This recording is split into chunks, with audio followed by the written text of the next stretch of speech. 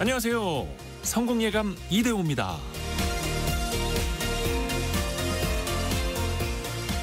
1995년 심리학자 피터 맹거는 흥미로운 실험을 하나 진행했습니다.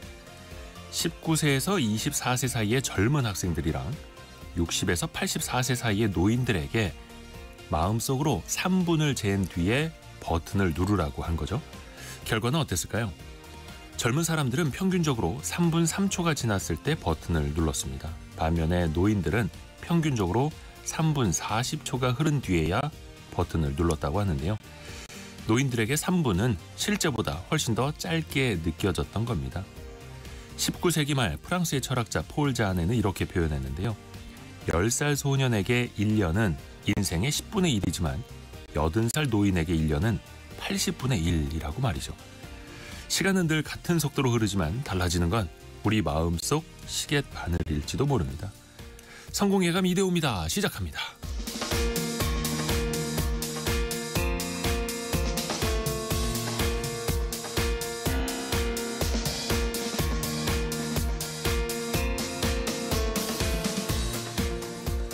안녕하세요. 이대호입니다. 자, 10월 15일 수요일 아침입니다. 여러분의 시간은 어떻게 흘러가나요? 놀라운 소식을 알려드릴까요? 10월 중순입니다. 10월 시작을 어떻게 연휴 속에서 시작한 것 같은데 뭐 한 것도 없는데 10월 중순입니다. 이동현님이 오늘도 성공예감 기다렸다고 그리고 안진수님은 오랜만에 햇빛이 나네요 라고 알려주셨네요. 최근에 좀 날씨가 많이 흐렸죠. 경제상식 퀴즈 나갑니다. 금값이 많이 올랐죠. 최근 1년 사이에 50% 이상 뛰었는데요. 금보다 사실은 이 금속이 더 올랐습니다. 트로이 온스당 50달러를 최근에 돌파했고요. 올해 들어서 상승률이 78%, 거의 80%에 육박을 하고 있습니다. 귀금속이기도 하고 산업재라는 특성이 같이 있죠. 전자기기, 또 반도체 안에도 들어가고 태양광, 전기차 그 안에 들어가는 소재로 쓰이기도 하죠. 공급이 부족하고 또 여기에 관세 우려가 더해지면서 상승률이 더 크다고 하는데요. 상대적으로 금보다 조금 더 낮은 가격으로 투자를 하려는 분들이 또 이쪽으로 몰리고 있다라고 하네요. 정답을 맞춰주시면 됩니다. 금은 아니고요. 이거 어떻게 힌트를 드려야 되지? 4069님이 아까 저희 오프닝 할 때 글을 먼저 올려주셨는데요. 정답도 없이 오늘은 1등일걸요 라고 보내주셨는데 가장 먼저 보내주시긴 했습니다만 정답을 맞춰주셨나? 있네요. 오늘은 1등일걸요 라고. 자, 힌트는 여기까지. 오늘도 커피 쿠폰이 40분께 쏟아집니다. 추첨을 통해서도 보내드리고요. 짧은 문자 50원, 긴 문자 100원이 드는 샵 9730, 또 KBS 콩이 열려 있습니다. KBS 콩 유튜브를 통해서도 언제든지 다시 보고 다시 들으실 수 있고요. 성공예감 이대호입니다. 자주 검색하시면 성공이 가까워집니다.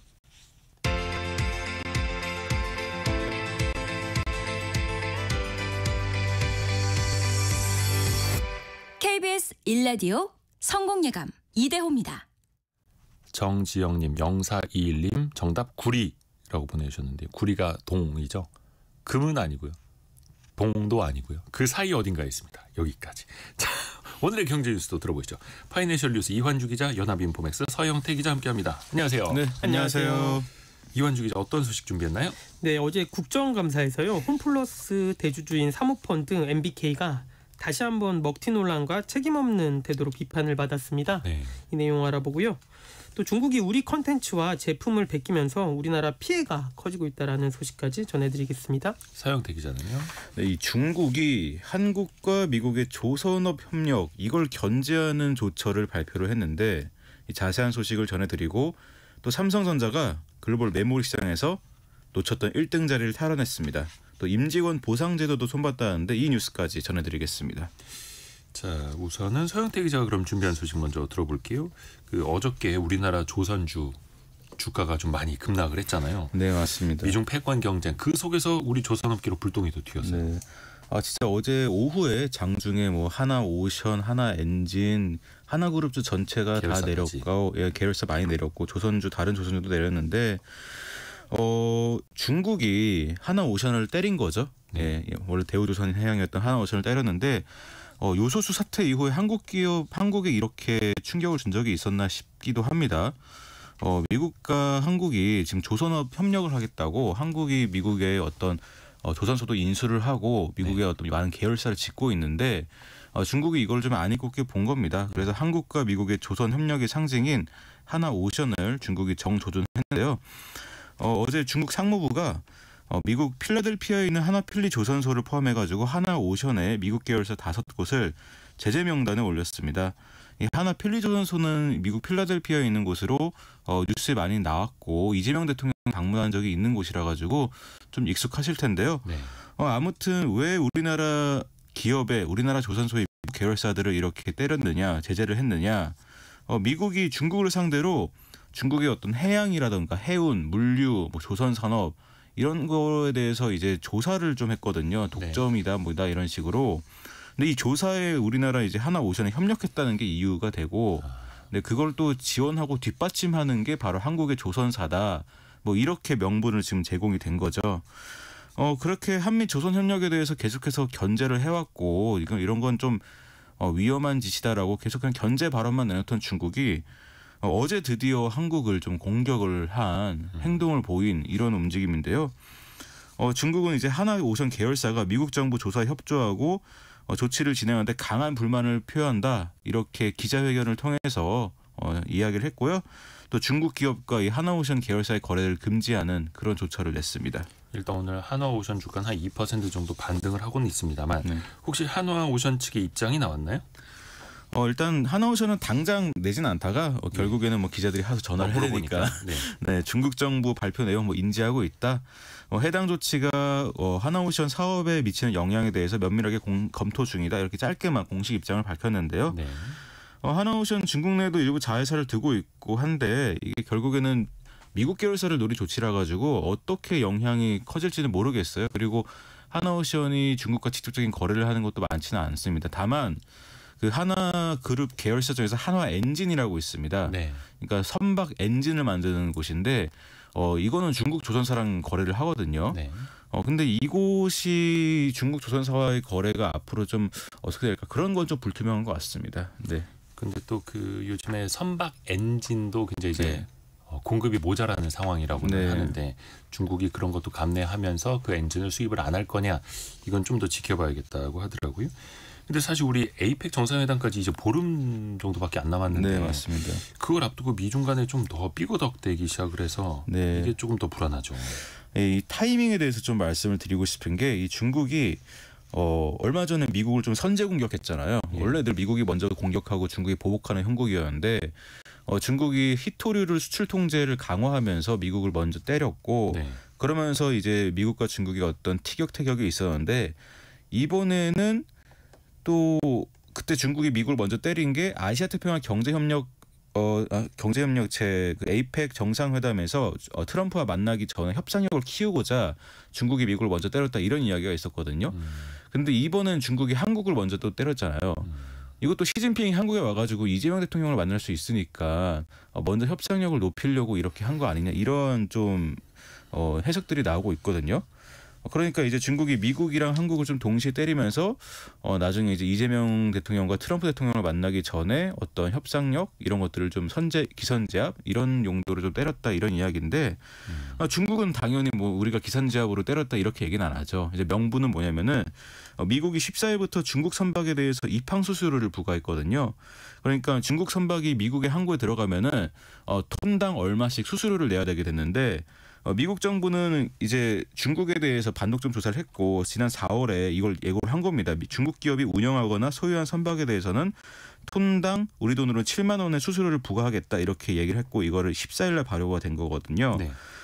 그러다 보니까 이제 중국도 맞불 차원에서 미국 선박에 대해서 입항 수수료를 부과했고 또 여기에 더해서 한국 기업인 하나오션까지 이제 묶어가지고 이제 패키지로 뭔가 조처를 한 그런 명분은 그렇습니다. 명분상은.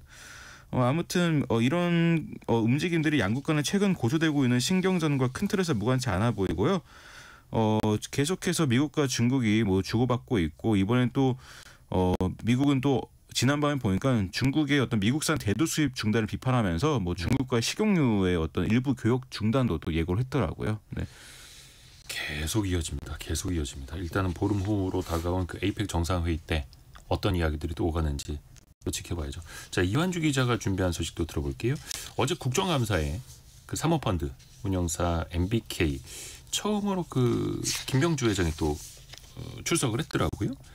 홈플러스는 어떤 상황이랍니까 지금? 예, 일단 홈플러스는 법원에 기업 회생 절차를 신청한 상태입니다. 이 법원이 이 파산인지 네. 계속을 운영하는 게 나은 건지 이 최종 판단을 내리기 전에 지금은 새로운 주인 인수자를 찾는 상황이고요. 이 법원의 최종 판단은 다음 달 20일 내에 내려질 예정이고 그 전에 새 주인을 찾는 미션이 있는 상황입니다. 현재 홈플러스의 기업 가치가 2조 5천억 원이고요. 청산 가치가 3조 7천억 원이거든요. 네. 즉 지금 당장 회사를 폐업하고 뭐 부동산, 집기 등을 파는 게 더 이득인 셈입니다. 쉽게 얘기해서 집으로 치면 이 전세가가 매매가보다 높은 상황이거든요. 그러니까 전세가는 빚이잖아요. 빚이 집 가격보다 높은 상황인 겁니다. 빚이. 예. 예, 맞습니다. 그렇다고 해서 근데 홈플러스를 파산시키게 되면 이 대량 해고 같은 사회적인 문제가 될 수 있으니까 1조 2천억 원의 빚을 안고서라도 이 새로운 주인이 나타나서 계속 홈플러스를 운영하는 편이 사회적으로도 좀 나은 상황인 건데요. 그러니까 현재 기업 가치, 계속 가치가 2조 5천억, 청산 가치는 3조 7천억인데 과연 어떤 기업이 누가 1.2조 원의 손해를 보더라도 인수할 것인가? 그러니까 사회적인 가치는 있다 하더라도 이건 어찌됐든 간에 그 돈 들여서 사는 사람의 또 몫이기도 하니까요. 예, 맞습니다. 결국에는 MBK가 법정 관리 전에 새로운 주인을 찾기 위해서 최선의 노력을 다해야 되는데 이 국회의원들이 보기에 MBK는 새로운 주인을 찾는 척만 할 뿐 실제로는 이 홈플러스를 파산시키고 청산 금액을 회수하고 손을 떼고 싶어하는 것 아니냐는 지적이 나왔는데요. 이 MBK가 왜 그러냐면 지난 9월에 유력한 협상 대상자와 만나서 이 인수를 협상 중이라고 했는데 최근 들어 공개 입찰로 전환을 했기 때문입니다. 네. 다시 말하면은 홈플러스를 사줄 잠정 인수자 찾고 있다고 말해놓고는 시간이 지나서 살 사람이 없으니까 다시 한번 시장에 살 사람 찾아요라고 광고를 한 건데요. 실제로 이제 의원들이 잠정 인수자가 있기는 있었냐라고 물었는데 네. MBK 측은 영업 기밀을 이유로 말할 수 없다라는 말 반복을 했습니다. 이 대형 M&A 같은 경우에는 물론 비밀 유지 서약을 하긴 하지만 이 공개 입찰로 전환된 것을 이제 추론해 보면 우선 협상자가 있었다는 말이 거짓말이었을 확률도 있는 겁니다. 그리고 또 그 MBK 측에서 2천억 원 정도 지원하겠다, 뭐 사재도 출연하겠다 이런 이야기 한 적이 있잖아요. 이것도 다시 한번 도마에 올랐어요. 예, 맞습니다. 어제 국감장에서 김병주 MBK 파트너스 회장이 최근 2천억 원의 추가 증여를 하겠다는 입장에 대해서 사용 용처와 청산 사전 포석 의혹에 대한 집중 질타가 이어졌습니다. 네. 지금 홈플러스 현재 상황이 빚이 너무 많은 상황이니까 이 2천억으로 일정 부분 빚을 갚고 좀 밀린 임금도 갚으면 새로운 인수자가 좀 더 가볍게 살 수 있는 상황이잖아요. 네. 근데 거기에 대해서 김 회장이 뭐라 그랬냐면 지금 회생 절차 이전보다 공익 채권이 계속해서 증가하고 있다. 이 밀린 임금 같은 거거든요. 이런 채권 변제를 위해서도 쓸 수 있는 거 아니냐라고 이제 물어봤는데 이 MBK 측이 뭐라고 했냐면 지금 2천억 원을 조달할 수 있는 방안이 없다라고 말을 바꿨고요. 또 우린 비상장 회사인데다 제 주식을 팔아 유동할 수 있는 자산을 만들 수 있는 구조도 아니다라면서 법인과 개인 자금 여력이 부족하다라고 말했습니다. 결국 2천억 원 없다라고 답변을 한 거고요. 아, 그러니까 뭔가 선제적으로 2천억을 사재까지 출연해서 지원하겠다가 아니라 이건 나중에 누군가가 인수해 가면 그때 지원하겠다. 뭐 깎아주는 개념일 수도 있겠고요. 아, 그래요? 예, 맞습니다. 결국에는 MBK 입장에서 인수자가 나타나면 2천억 원을 마련해야 되니까 나타나지 않으면 그 약속도 공수표가 되는 상황입니다. 그러게요. 당초에 했던 약속이랑 좀 달라지는 부분이 있기는 있네요. 공정거래위원회도 한마디 했습니까? 예, 맞습니다. 주병기 공정거래위원장이 이 강력한 제재 방침을 밝혔는데요. 합법적인 범위 내에서 정부가 극약 처방을 내려야 한다라는 강한 워딩을 하면서요. MBK가 한국 경제에서 지금까지 누렸던 수익과 그에 상응하는 사회적 책임이 상당히 중요한 문제라고 말을 했습니다. 그러면서 기업이 갖고 있는 사회적 책임의 중대성을 충분히 반영해서 위법 행위가 있다면 엄정하게 제재를 하겠다라고 밝혔습니다. 그 사모펀드가 사실상 어떻게 보면 이제 산업적인 투자라기보다는 자본 차익을 위한 투자이기도 한데 그래도 좀 지켜야 할 도리라는 게 또 있는 거니까요. 이거는 계속해서 또 관심을 두고 봐야겠네요. 자, 서영태 기자 얘기 갑니다. 삼성전자 이쪽에 좀 반가운 소식들이 최근에 좀 많이 나오고 있더라고요. 다시 좀 뭔가 과거의 명예를 좀 되찾는 듯한 느낌? 맞습니다. 삼성전자가 이 반도체 슈퍼사이클을 타면서 그래도 과거에 좀 질타를 받다가 요새는 좀 웃고 있는 것 같습니다. 네. 메모리 분야에서 그 인공지능 가속기에 들어가는 그 고대역폭 메모리라고 하죠. HBM. 네. 이게 열풍이 불면서 SK 하이닉스에 메모리 분야 선두를 내줬던데 단 한 분기만 다시 왕좌를 탈환을 했습니다. 글로벌 시장조사업체 카운터포인트 리서치의 조사인데요. 삼성전자가 3분기에 D램과 낸드 플래시를 합친 전체 메모리 시장에서 우리 돈 약 28조 원의 매출을 기록했습니다. 이건 SK 하이닉스의 25조 원보다 3조 원가량 많은 그런 규모입니다. 카운터포인트 리서치는 삼성전자가 범용 D램과 낸드 플래시 수요 강세 덕분에 1위를 회복했다고 분석을 했는데요. 이거는 범용, 그러니까 기존의 어떤 노트북이나 뭐 가전제품에 쓰이는 것들이고 올해 좀 다소 부진했던 인공지능용 HBM도 내년부터는 5세대, 6세대 제품에 힘입어가지고 본격적인 성장이 예상된다고 덧붙였습니다. 그러면서 올해 4분기에도 삼성전자가 메모리 시장 1위를 지킬 것으로 전망을 했습니다. 참고로 오늘 삼성전자 주가는 1.6% 정도 올라가서 93,000원대 나타내고 있네요. 또 다른 그 D램 상황은 어떻습니까? 이 낸드를 제외한 3분기 D램 시장에서는 아쉽게도 삼성전자가 1위 자리를 되찾지는 못했는데요. 삼성전자는 올해 1분기에 SK 하이닉스의 D램 1위 자리를 내줬고 아직 못 찾은 겁니다. SK 하이닉스가 좀 압도적으로 HBM 시장 점유율을 지금 잡아먹고 있거든요. 그러다 보니까 삼성전자가 왕좌를 뺏겼는데 이 HBM은 D램을 쌓아서 만들기 때문에 네. HBM에서 왕좌를 못 뺐으면 D램도 조금 어려울 수밖에 없습니다. 아무튼 이런 흐름이 2분기에 이어졌고 SK 하이닉스는 올해 2분기에 낸드 플래시까지 포함한 전체 메모리 시장에서 사상 처음으로 매출 1위를 차지하기도 했는데요. 결국 삼성전자가 한 분기 만에 3분기에 결국 이 1위 자리를 가져오긴 했는데 올해 4분기에는 역시나 1위를 차지하고 D램까지도 1위를 탈환하지 않을까 예상이 됩니다. 지금 인공지능 가속기를 만드는 엔비디아의 그 5세대 HBM 공급이 임박했고 삼성전자가요. 또 삼성전자가 5세대 제품을 사실상 좀 독점적으로 공급하는 또 다른 인공지능 가속기 업체는 AMD가 네. 챗GPT 운영사인 오픈AI랑 좀 대규모 공급 계약을 맺으면서 HBM 출하량도 더 늘어나지 않을까 이런 점들이 기대되고 있습니다. 그리고 또 하나가 삼성전자가 좀 잘 안 되던 시절에 네. 삼성전자 내부에서도 자주 섞인 좀 비판이 있었잖아요. 이른바 삼무원이라고. 삼성전자 다니는 공무원. 네. 그러니까 어떻게 보면 이제 도전, 혁신 네. 의식이 좀 많이 떨어졌다. 삼성전자가 이번에 그 성과급 제도를 바꾼다고 하죠. 네, 맞습니다. 삼성전자 좀 내부의 문제는 이게 직원들의 사기가 예전 같지 않고 아무래도 또 그게 내부의 보상 문제가 좀 얽혀 있다 이런 이야기가 있었는데 임직원들의 동기부여를 위해서 아주 파격적인 보상 제도를 도입하기로 했습니다. 이른바 성과 연동 주식 보상, 영어로 PSU 제도인데요. 삼성전자는 앞으로 3년간 주가 상승폭에 따라서 임직원들한테 이 삼성전자 주식을 지급하기로 했습니다. 이 PSU는 회사의 미래 성과 연동해가지고 주식을 보상하는 어떤 선진국형 보상으로 여겨지는데 가장 큰 특징은 그냥 회사 주가가 삼성전자 주가가 많이 오를수록 임직원의 보상 규모도 비례해서 커진다는 겁니다. 네. 그러니까 임직원이 이 회사 미래를 위해서 열심히 일할 수밖에 없는 그렇게 설계된 제도라고 할 수 있고요. 이런 제도를 도입한 이유는 명확한 게 아무래도 이제 회사가 좀 내부적으로 사기도 안 좋았고 좀 위태로웠다 보니까 좀 지속적인 경쟁력을 확보를 하고자 이렇게 도입을 한 건데 임직원은 이제 회사와 함께 중장기적인 성과를 만들어갈 수 있게 동기를 부여하고 회사와 임직원이 함께 성장하자 이런 취지인 거죠. 근데 이 제도가 단순하게 어떤 임직원에 대한 내부 보상에만 그친다고 볼 수가 없는 게 요새 또 주주 환원이나 주주가치 제고 이런 것들이 굉장히 화두잖아요. 네. 근데 이렇게 임직원 보상이랑 주가가 직접적으로 연관이 되면은 궁극적으로 임직원들이 주가를 위해서 일하게 되고 그러면은 주주들의 가치도 올라가는 거니까 이게 임직원이 결국 주주의 이익까지 생각하면서 일하게 되는 그런 시스템이다. 이렇게 이야기할 수 있겠습니다. 회사, 임직원, 주주까지 그 이해관계를 이제 일치시키는 네. 그런 성과 제도죠. 특히 이 주식 보상제 같은 경우에는 현재 국회에서 추진 중인 배당 분리과세 만약에 통과될 경우에는 훨씬 더 그 큰 효과를 볼 것 같아요. 주가가 더 올라갈 여력이 생기거든요. 그렇죠.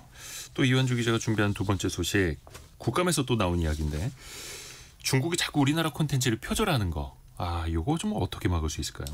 예, 일단 문화체육위원회 어제 국정감사에서 한국 콘텐츠를 무분별하게 따라하는 표절 문제가 지적이 됐습니다. 네.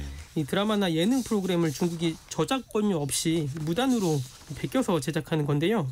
예를 들어서 한국에서 크게 인기를 끌었던 흑백요리사라는 프로그램이 네. 있는데 이 중국 방송이 제목만 바꾸고 콘셉트를 그대로 베껴서 방송을 했습니다. 똑같이 눈 가리고 맛보고. 예, 맞습니다. 뭐 검은 옷과 흰 옷으로 팀을 나눈 방식이나 뭐 그것까지도. 세트 구성, 뭐 카메라 연출까지 동일하게 만든 겁니다. 이 담당 부처인 문화체육관광부는 근데 이러한 표절 콘텐츠에 대해 대응하는 예산이 연간 8억 원 정도에 그치는데요.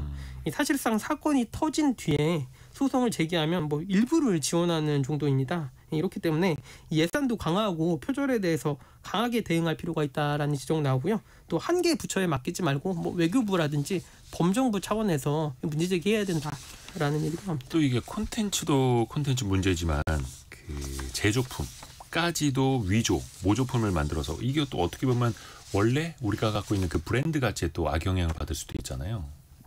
예, 맞습니다. 짝퉁 논란 계속 이어지고 있는데요. 예를 들어서 국내 화장품 브랜드와 디자인이 거의 동일한 제품이 있는데 알리나 테무 같은 중국 플랫폼에서 정품의 10분의 1 이하 가격에 판매가 되고 있습니다. 이 가격이 싼 건 좋은데 그 안에 무슨 성분이 들었는지 위험한지 이런 게 우려되는 상황이고요. 네. 이 중소기업 중앙회에 따르면 중소기업 대상으로 설문조사를 했는데 약 97%의 기업들이 중국 제품으로 피해를 봤다라고 응답을 했습니다. 대부분 제조업 중소기업들이 피해를 본 거고요. 또 피해를 본 기업 중에 80%가 사실상 대응을 포기했다라고 했습니다. 이 개별 기업 차원에서는 방안이 없다라는 건데요. 대응해봤자 안 된다. 예, 맞습니다. 손을 놔버리는 거예요. 특히 이제 K-뷰티나 뭐 옷 같은 패션, 생활용품 같은 국내 주력 소비재 산업 분야에서 피해가 집중이 됐고요. 또 이러면서 소비자들이 이를 국산 정품으로 오인해 구매하는 등 지식재산권 침해를 넘어서 이 소비자 피해까지 발생을 하고 있습니다. 그리고 또 그 중국 특정 그 커머스 사이트에서 보면 상품이 표기된 거랑 다른 제품 아주 비슷하지만 실제로는 다른 게 오는 경우도 있어서 이것도 예, 조심할 필요 있어요. 그리고 가짜 가격 표시해놓고 할인율 과장하는 경우도 많았고요. 근데 이제 다른 나라 경우 한번 살펴보면 중국산 저가 제품 공세에 대응해서 미국은 올해부터는요 $800 이하 면세를 전면 폐지하고요 30% 관세를 부과할 예정입니다. 또 유럽연합도 2028년부터 150유로 이하 직구품에 관세를 적용할 예정인데요. 예, 반면에 우리나라 같은 경우에는 여전히 $150 이하 면세 기준을 유지하고 있어서 중소기업들이 개선을 요구하고 있는 상황입니다. 이거는 우리 입장에서 보면 뭐 유럽산이나 중국산이나 비슷한 똑같은 면세 기준을 유지하기는 하는 건데 일단 다른 나라들은 조금 더 타이트하게 조이고 있다. 이렇게 또 이해를 하면 되겠네요. 파이낸셜 뉴스 이환주 기자, 연합인포맥스 서영태 기자였습니다. 고맙습니다. 감사합니다. 감사합니다.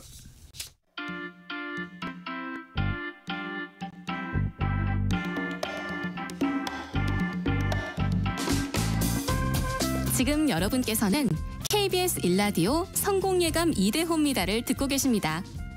프로그램에 참여하신 청취자 여러분께는 추첨을 통해 아름다운 식탁 창조 주비푸드에서 뿌리 담은 리얼 생와사비를, 쉽고 빠른 판촉물 제작 시너지 기프트에서 고속 충전 마우스패드를, 그리고 성공예감에서 준비한 커피 쿠폰을 보내드립니다. 당첨자는 성공예감 2대호입니다 홈페이지에서 확인하세요.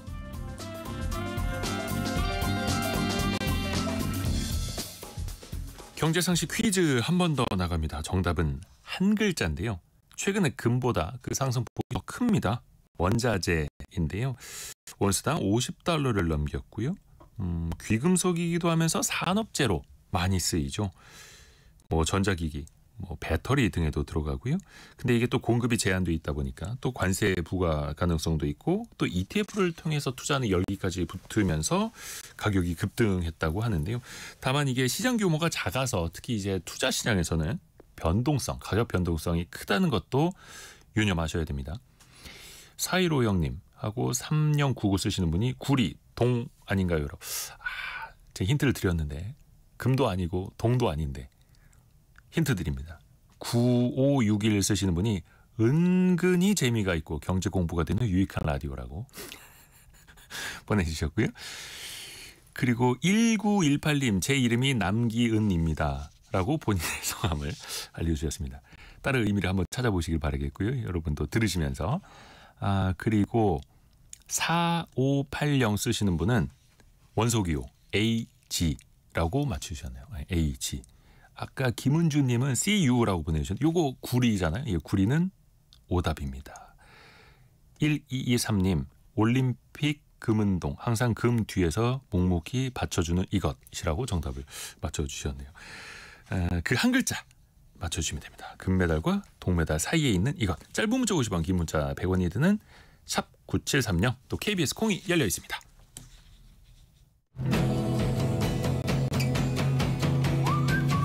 오늘의 움직임에 주목하고 세상의 흐름을 놓치지 않습니다. 여러분의 내일을 응원하며 성공의 열쇠를 함께 찾아갑니다. 성공예감 이대호입니다. KBS 박대기 기자의 시선으로 경제의 과거, 현재 또 미래까지 살펴보는 경제 대기록 시간입니다. 한때는요 콩나물 같다라는 놀림까지 받았던 그 무선 이어폰 있지 않습니까? 이제는 또 그게 대세가 됐죠. 근데 또 돌고 돌아서 요즘에는 줄이 있는 유선 이어폰이 또 유행한다고 하고요. 박대기 기자와 함께 이번에는 이어폰을 이야기해 보겠습니다. 안녕하세요. 네, 안녕하십니까. 오늘 이어폰을 차고 오셨어요. 네, 뭐 컨셉 설정대로 차고 왔는데요. 유튜브로 보시는 분들은 이거 보일지 모르겠는데. 이게 좀 디자인이 흉하죠. 귀찌 같다고 이제 논림을 많이 받는데. 귀에 끼는 형식이네요. 좀 특이해요. 아, 그렇습니다. 이제 보통은 이제 이어폰이 귓구멍에 넣게 되는데. 네. 저도 나이가 들다 보니까 귀에 여러 가지 질환도 있고 그래서 바깥쪽으로 이제 해서 더 편안합니다. 그래서 달리기 하시는 분들 요즘 이런 형태 많이 쓰시고. 안 빠져요? 예, 잘 안 빠지고요. 또 골전도 형태 이런 거 많이 쓰십니다. 그거는 소리가 직접 나오는 형태예요? 예, 주변 사람들도 살짝 듣게 되고 그런 점이 있지만 그럼에도 불구하고 제 귀는 소중하니까. 예, 요즘에 이어폰 그 형태도 다양하게 나와가지고 네. 고를 때도 고민이 됩니다. 지금은 무선 이어폰이 대세가 됐죠. 이게 언제부터 본격화됐다고 보면 될까요? 사실은 워낙 너무 대세가 돼가지고 옛날부터 있었던 것 같지만 사실 얼마 안 됐습니다. 처음으로 이제 본격적인 무선 이어폰이 제대로 나온 게 2008년입니다. 그런데 17년밖에 안 됐죠. 그때 젠하이저라고 독일이 아주 유명한 헤드폰 회사가 있죠. 거기서 최초의 무선 제품을 내놨는데요. 가격이 무려 60만 원인데 그러면 엄청 좋은 제품이냐 하면 음질은 지금 이제 뭐 싼 중국산 2만 원짜리에도 미치지 못할 정도로 좋지는 않은데 당시 60만 원에 팔렸고요. 네. 그 뒤에도 이제 한동안 시장 형성이 안 됐습니다. 뭐 이걸 60만 원씩이나 주고 누가 사냐 이런 분위기였는데 2016년에 애플에서 에어팟 1세대가 나오면서 본격적으로 시장이 나왔거든요. 그게 2016년이었어요? 예, 얼마 안 된 겁니다. 9년 정도 된 건데요. 그때도 여러 논림이 많았죠. 저게 콩나물 대가리 같은데 맞아요. 저걸 누가 쓰냐. 이제 애플 감 다 죽었다. 항상 스티브 잡스 선생님이 무덤에서 일어나시겠다. 뭐 이런 얘기까지 돌았었는데 결국은 그게 대세가 됐던 거죠. 항상 애플은 신제품 내놓으면 놀림부터 받더라고요. 네. 그런데 이제 애플도 정말 문제가 생긴 게 예전에는 특히 이제 아이패드라든지 또 에어팟 같은 경우에는 분명히 놀림 받았는데 성공을 했거든요. 그렇죠. 그런데 최근에 나온 비전 프로 같은 경우에는 놀림으로 그냥 끝났어요. 그래서 애플도 예전 같지는 않구나 뭐 이런 생각이 듭니다. 좀 더 지켜볼 필요도 있고. 예. 근데 그 무선 이어폰 처음 나왔을 때 생김새 가지고도 많은 사람들이 좀 의아해했습니다만 한 짝 잃어버리면 다 쓸모 없어진다. 네. 너무 비싸다. 또 충전하는 것도 귀찮다. 이런 비판들이 좀 있었잖아요. 예, 그렇습니다. 나중에 좀 인식이 그래도 달라지긴 달라졌어요. 예, 지금 생각해 보시면 예전에는 줄 이어폰 시대에는 네. 그 일부 이제 러닝용 상의에 보면은 구멍이 뚫려 있었어요. 줄 넣을 수 있게. 넣으라고. 결국은 사실 그게 불편했던 거죠. 사람들이 인식을 못했다 하더라도 사실은 정말 불편했던 것이고 한번 무선 이어폰에 적응을 하면은 다시 과거로 돌아가기 힘들다는 거죠. 네.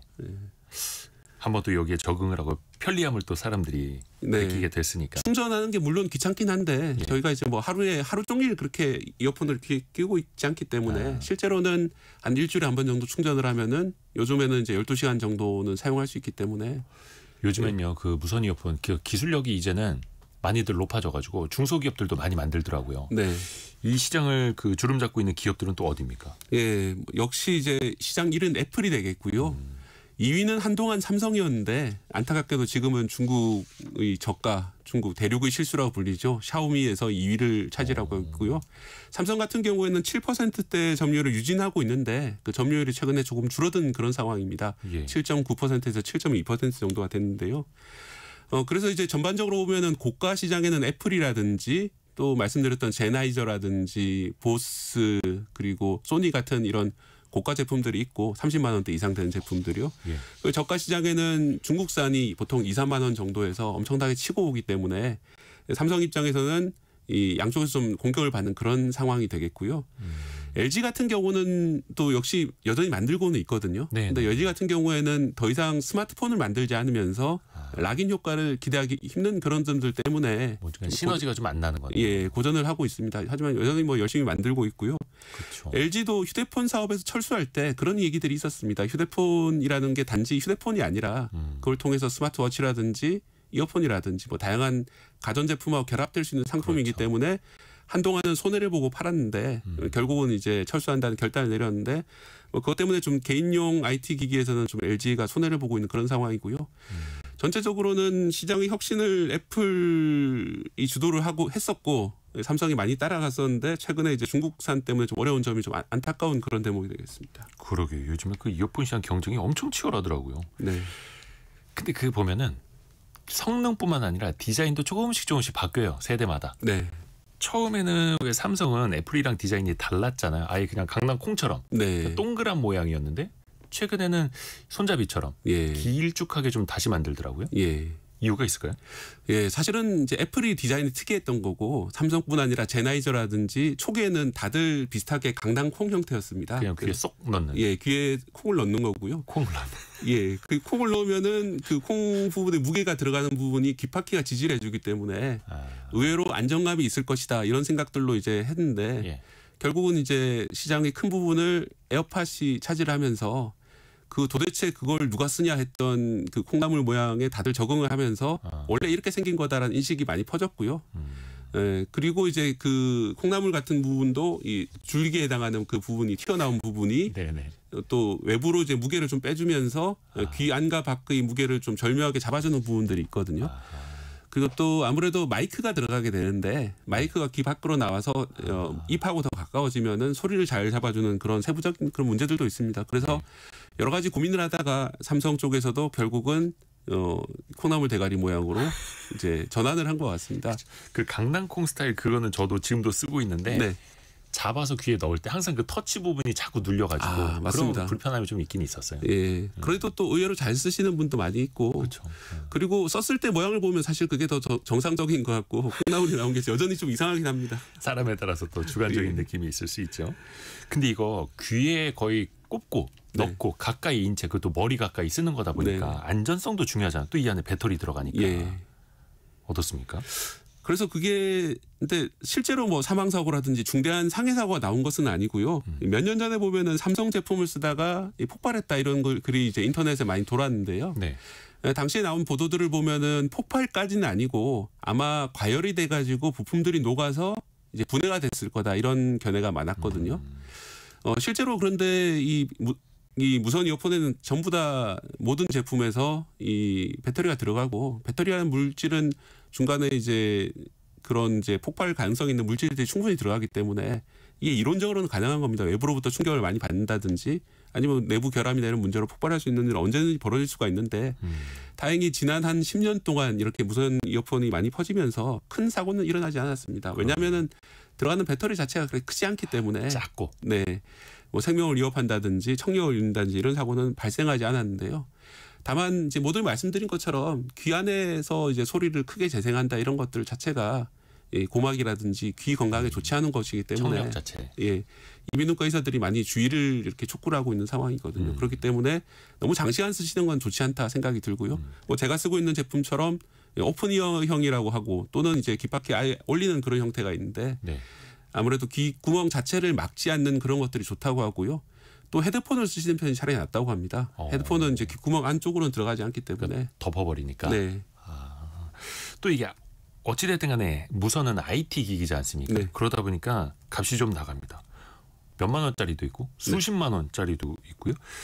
이거 그래서 음향이 어떤지 한번 들어보고 싶은데 뭐 유튜브나 이런 데 보더라도 내가 직접 귀에 꽂고 들을 수 있는 게 아니니까 좀 답답하더라고요. 정확한 음색을 알 수도 없고.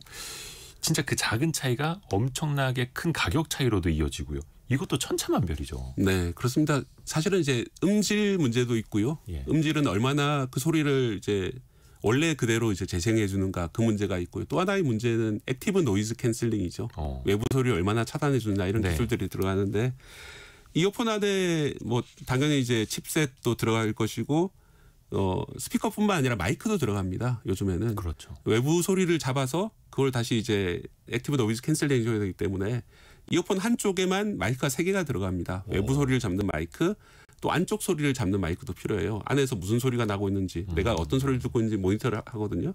그리고 또 이제 사람이 말할 때 그 음을 잡아야 되는 또 마이크 들어가기 또 때문에 통화용도 있고. 예. 이어폰에 마이크가 3개나 들어가요? 최소 3개고요. 뭐 더 나은 4개 이상 들어가는 제품도 상당히 나올 정도로 나름대로 이제 첨단 그 공학의 결정체이기 때문에 이 가격이 나가는 거는 뭐 단순한 프리미엄에서 나가는 건 아닌데요. 문제는 최근에 이제 중국에 저가 공세를 하면서 맞아요. 뭐 실제 성능은 한 90% 정도 되지만 가격이 뭐 10%밖에 안 된다. 그러면은 그걸 쓰시는 분들 많이 있거든요. 그렇죠. 예. 예, 그렇기 때문에 이런 거는 정말 우리 IT 생태계에서 우리나라 입장에서는 상당히 어려운 그런 상황이 되고 있습니다. 그러게요. 저도 19,000원짜리 얼마 전에 이제 쓰기 시작했는데 꽤 괜찮더라고요. 예.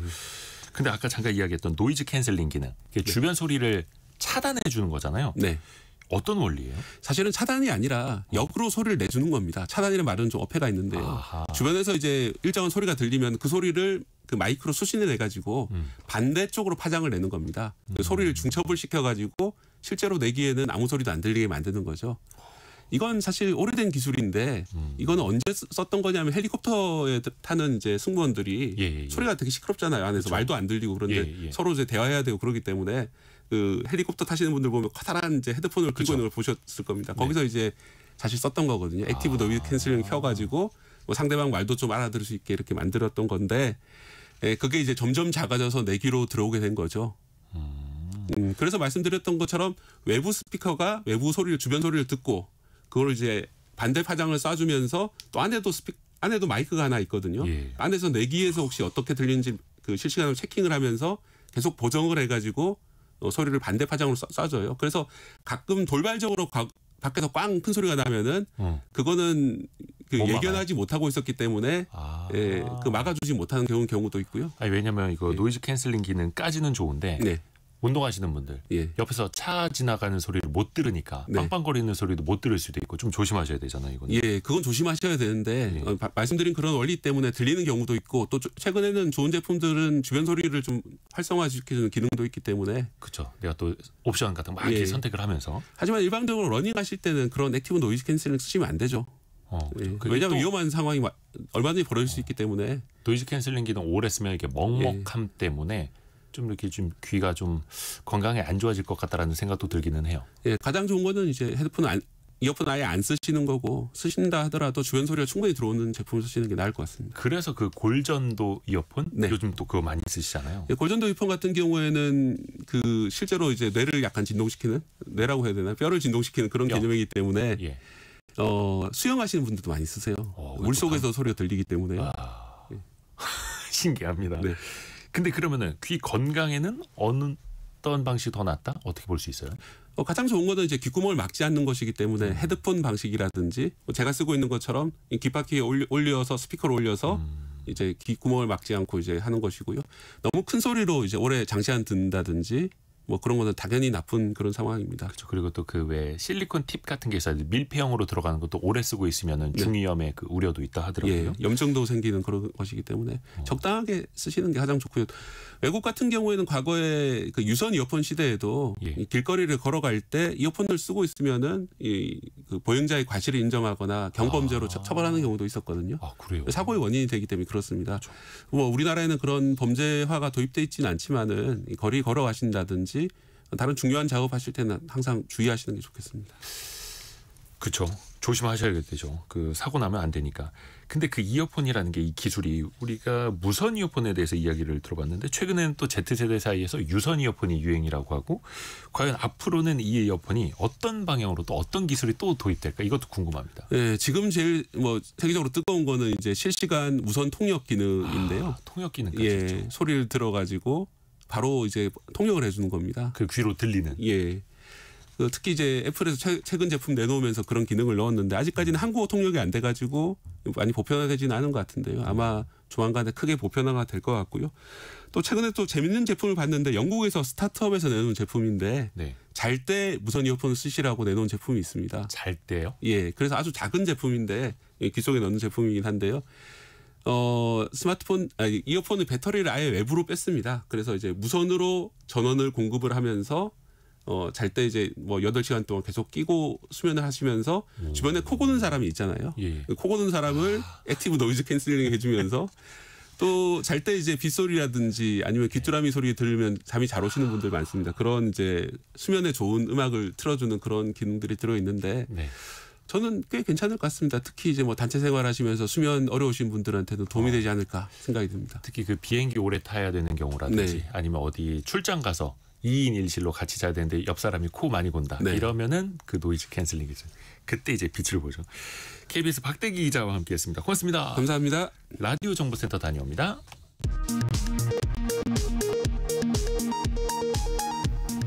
캄보디아에서 잇따르는 한국인 강금 폭행 범죄와 관련해 정부가 오늘 사태 파악과 수사 공조 등을 위한 합동 대응팀을 캄보디아 현지로 급파합니다.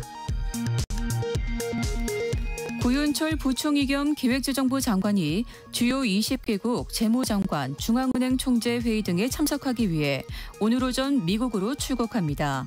방미 기간 중 베센트 미국 재무부 장관과 별도로 회담하는 일정도 조율하고 있습니다.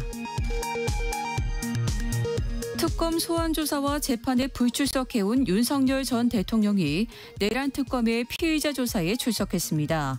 오늘 오전 서울구치소 측에서 내란 특검이 지휘하는 체포영장 집행 계획을 밝히자 윤 전 대통령이 조사에 응하기로 한 것으로 전해집니다. 지금까지 라디오 정보센터 뉴스 정한나였습니다.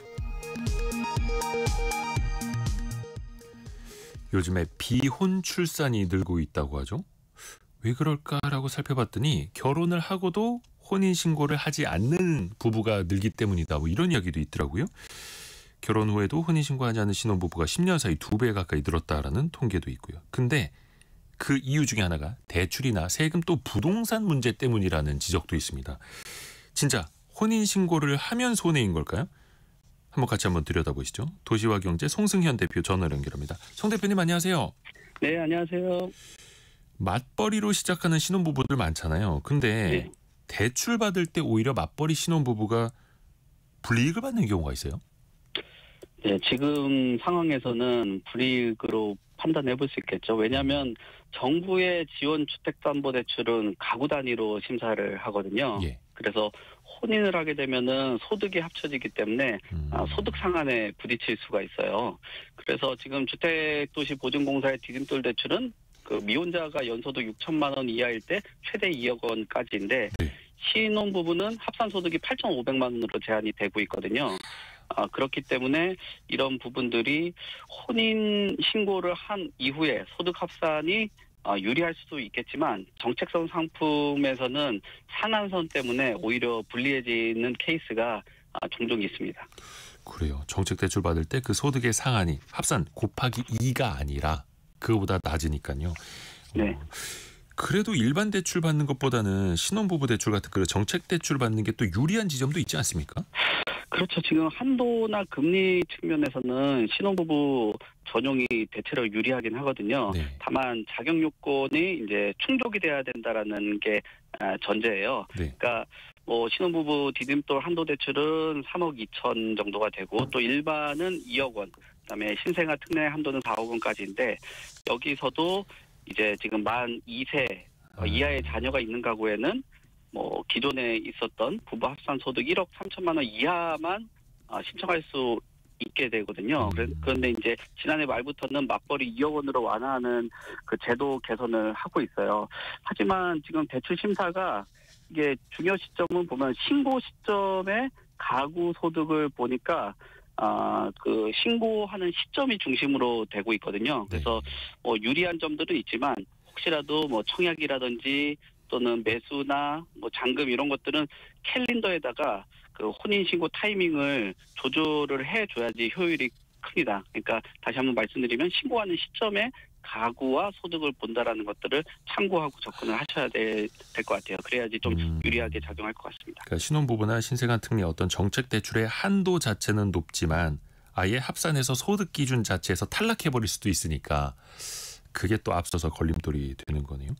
또 그 부동산 청약 시장에서 그래도 1인 가구로서 청약을 하는 것보다는 신혼부부가 조금 더 유리하지 않습니까? 어때요? 그렇죠. 올해부터는 신혼부부 특별공급 물량이 늘어서 유리한 트랙이 분명히 있거든요. 예. 그러니까 민연주택의 특공은 23%, 그러니까 무려 5%가 확대가 됐어요. 국민하고 공공원 같은 경우는 유지가 되고 있는데 이제 민영주택의 특별공급이 5% 확대됐다라는 거는 굉장히 뭐 의미가 있는 부분이라고 봐야 될 것 같거든요. 다만 이제 모집 공고일 기준으로 했을 때 무주택자만 적용되는 방향으로 무주택 조건도 완화를 해놓은 상황이기 때문에 혼인 신고로 이제 신혼하고 자녀 요건을 확보를 한다라면은 청약에서 경쟁 트랙에서 좀 유리한 점들을 밟을 수 있다라고 판단이 됩니다. 이게 신혼부부가 1인 가구보다 유리할 수는 있는데 근데 어떤 분은 이런 이야기 하더라고요. 차라리 그 한부모 가정으로 특공 신청하는 게 낫다. 뭐 이런 말도 있고 청약 때문에 혼인신고를 미루는 경우도 그러면 많이 있습니까? 지금 미혼일 때는 예. 그 부부가 각각 청약을 하기 때문에 이게 이제 좀 애매한 부분들이 있어요. 그러니까 미혼이면은 각자가 청약 통장을 쓸 수 있는데 혼인을 하게 되면 가구를 기준으로 보기 때문에 1회로 묶이거든요. 예. 그래서 배우자한테 주택 보유 이력이라든지 당첨 이력이 있으면 뭐 좀 그 무주택 가점이나 특공 자격이 사라질 수 있기 때문에 뭐 둘 중에 한 명의 뭐 전략을 세우고 또 혼인 신고는 분양 일정 뒤로 미루는 선택들 뭐 이런 것들이 뭐 실무적이나 지금 현실에서는 상당 부분 나타나고는 있죠. 그래요. 특별 공급이 사실은 근데 그래서 정부가 부부 중에 한 명이 청약에 당첨된 이력이 있어도 특별 공급을 신청할 수 있게 하겠다라고 대안을 마련했다고 하는데요. 근데 이거를 또 악용하는 경우도 생긴다고요.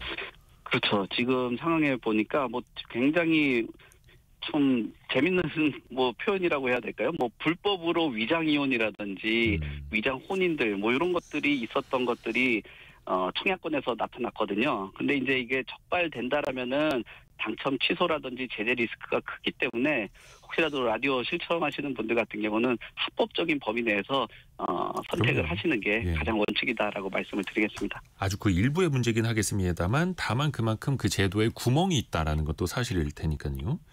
또 이것도 문제더라고요.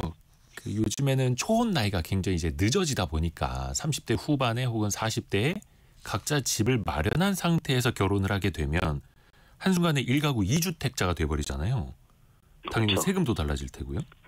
그렇죠. 각자 1주택으로 만난 부부들이 있을 거 아니에요. 예. 그럼 혼인신고하면은 1가구 2주택이 되고 그것도 이제 오늘 아마 부동산 관련돼서 발표들이 나올 텐데 조정 대상 지역이라는 규제 지역에 또 들어가게 되면 취득세에 이제 8% 중과로 노출이 돼버리게 되는 구조거든요. 네.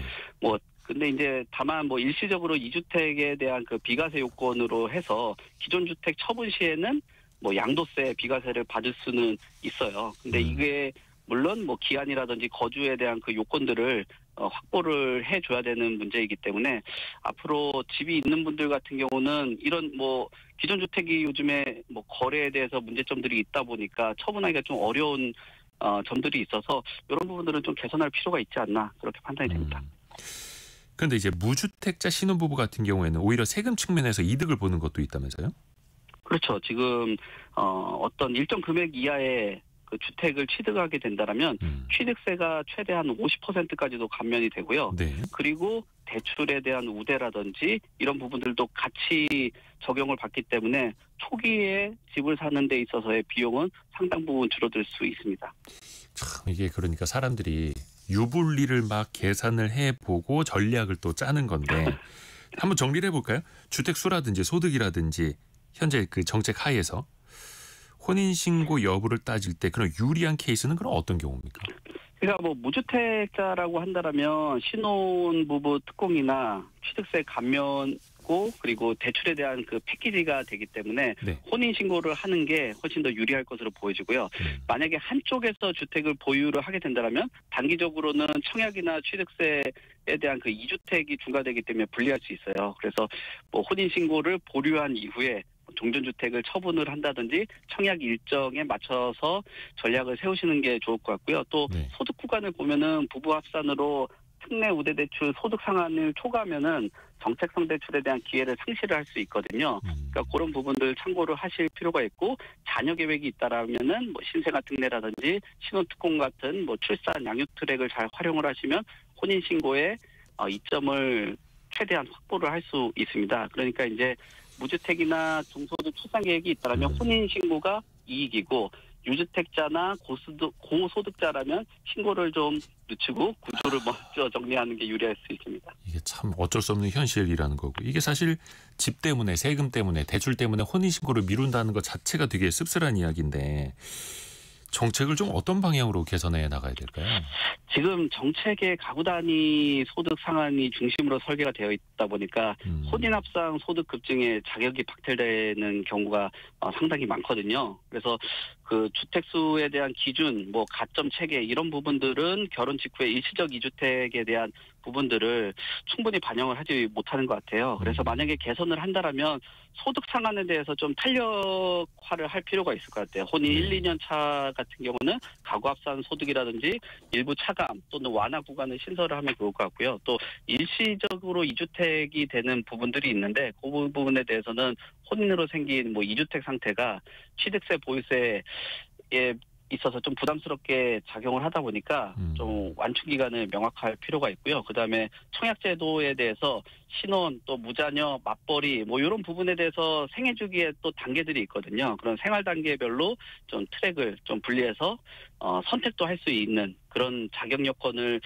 그 부여를 하는 게 좋지 않겠냐. 그리고 뭐 마지막으로는 불법 청약에 대한 그 적발이라든지 네. 뭐 제재 강화를 하는 게 좀 필요할 것으로 보여집니다. 도시와 경제 송승현 대표였습니다. 고맙습니다. 네. 2부에서는 저희가 미래생활사전 시간으로 돌아옵니다. 조가연 벤처캐피탈리스트와 함께 원자력, 이 친환경 에너지도 한번 배워볼게요. 10시 5분에 금방 다시 뵙겠습니다.